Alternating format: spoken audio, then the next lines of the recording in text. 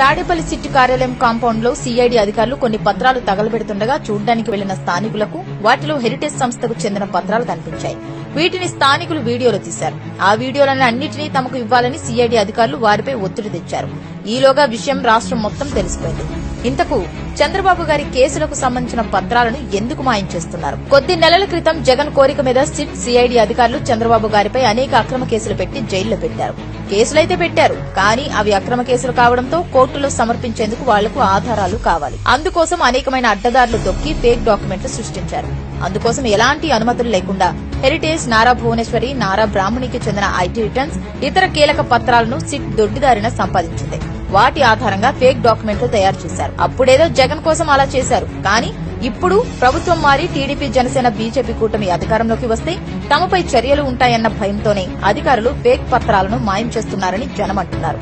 వాళ్ల భయం ఏదైనా చంద్రబాబు గారి మీద పెట్టినవన్నీ అక్రమ కేసులు అన్న విషయం ప్రజలకు నిర్ధారణ అయింది.